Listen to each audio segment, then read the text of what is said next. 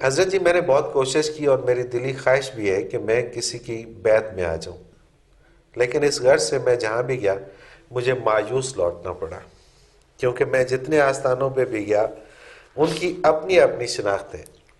کوئی کہتا ہے ٹوپی اس رنگ کی ہونی چاہیے، کوئی کہتا ہے اس رنگ کی ہونی چاہیے، کوئی کہتا ہے امامہ پہننا چاہیے، کوئی کہتا ہے نہیں ٹوپی پہننی چاہیے، کوئی کہتا ہے امامہ سفید ہو، کوئی کہتا ہے امامہ سبز رنگ کا ہو، کوئی کسی کلر، کوئی کپڑوں کے رنگ، کہیں داڑھی چھوٹی بڑی، کہیں داڑھی کے ساتھ مونچھیں، کہیں داڑھی کے ساتھ مونچھیں نہیں، کیا کروں؟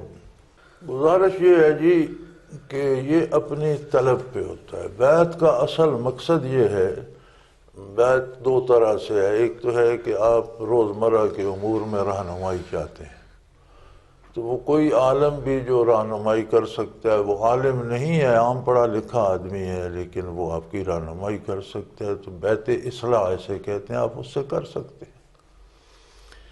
یہ صرف داڑھی ٹوپی کا مسئلہ نہیں ہے، آپ جو ووٹ دیتے ہیں یہ بھی بیعت ہے، یہ بیعت امارت ہے صحیح، کہ یہ بندہ اس بات کا مستحق ہے، اہل ہے، امین ہے، یہ ضرور ملک کی خدمت کرے گا، یہ بیعت امارت ہے۔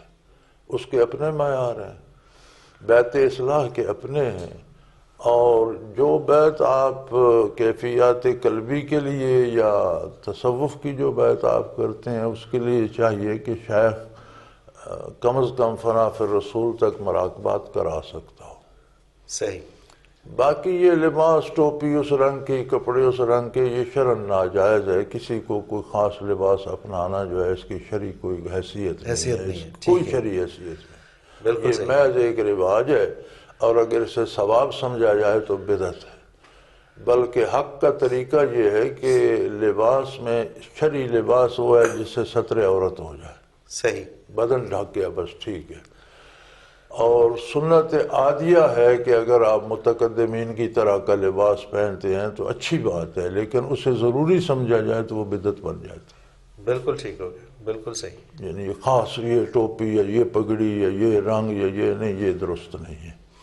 جس لباس میں جس حال میں آپ رہتے ہیں وہ ٹھیک ہے، کوئی مسئلہ نہیں ہے۔ لباس میں صرف ایک قید ہے کہ جو کسی کا مذہبی شعار بن جائے، جیسے ہندوؤں کا ایک شعار ہے کہ وہ دھوتی کھینچ کر پھر ماتھے پہ ٹیکا لگا کر گلے میں وہ جنجوسا پہن کر وہ پہنیں گے تو وہ مسلمان کے لیے حرام ہوگا، چونکہ ان کی مذہبی شناخت ہے۔ آپ پہنیں گے تو آپ کو بھی لوگ جوگی سمجھیں گے یا برہمن سمجھیں گے کہ نہیں؟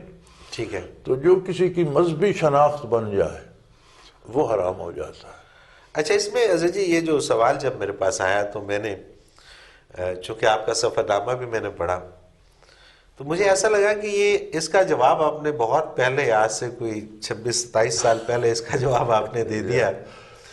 اس پہ تھوڑی سی روشنی ڈالیے گا، کیونکہ آج کل ایک فلم آئی ہے انڈیا میں، عامر خان نے بنائی، اور اس میں بڑے تبصرے ہو رہے ہیں، اور وہ ہندوؤں کے اس پہ مذہب کے اوپر، تو اس میں یہ کہا جاتا ہے کہ یہ شاید پاکستان سے یا دبئی سے فنڈنگ کی گئی ہے اس فلم کے لیے، اور ہمارے مذہب کو خراب کیا جا رہا ہے، ہندو مذہب کو مطلب اس سے ہٹایا جا رہا ہے، لوگوں کو گمراہ کیا جا رہا ہے۔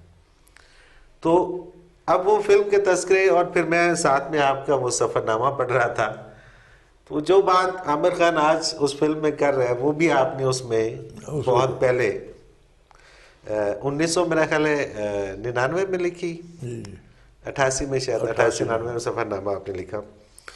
یہ جو سوال انہوں نے مجھے ابھی بھیجا ہے،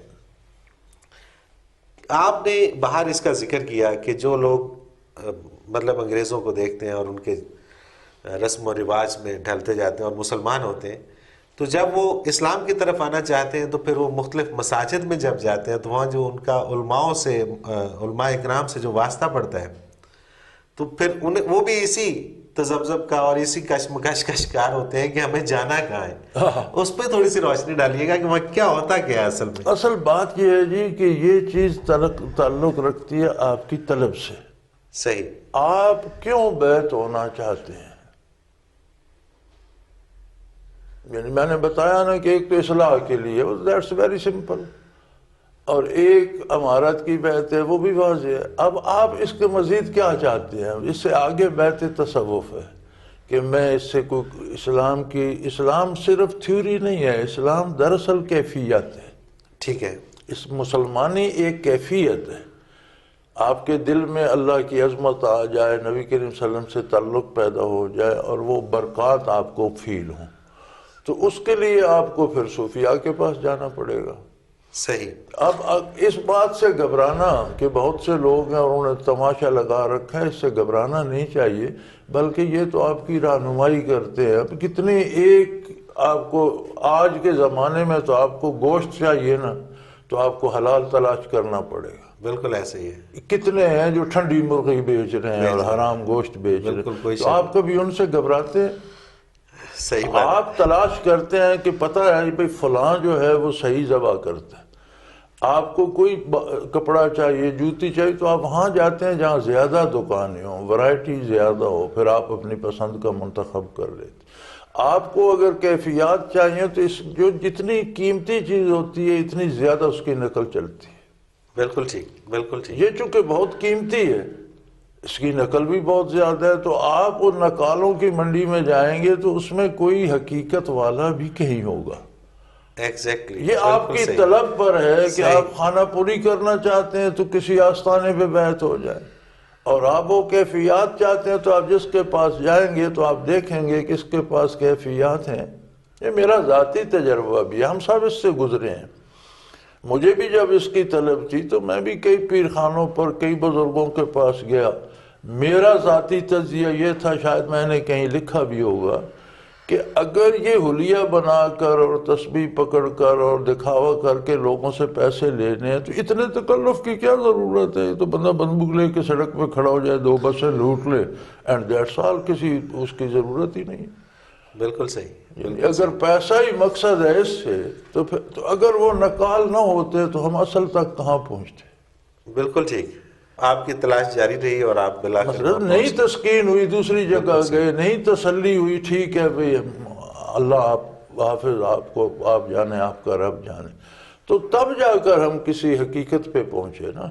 بالکل صحیح. تو ان نقالوں سے گھبرانا نہیں چاہیے. یہ تو آپ کی رہنمائی فرماتے ہیں کہ جہاں کچھ نہیں ہے آگے چلے جائیں، آگے چلے جائیں. بالکل صحیح، بالکل ٹھیک. میں اگلے دن ایک آدمی کی بات سن رہا تھا، وہ اپنی لائف ہسٹری بیان کر رہا تھا ٹی وی پہ ہی.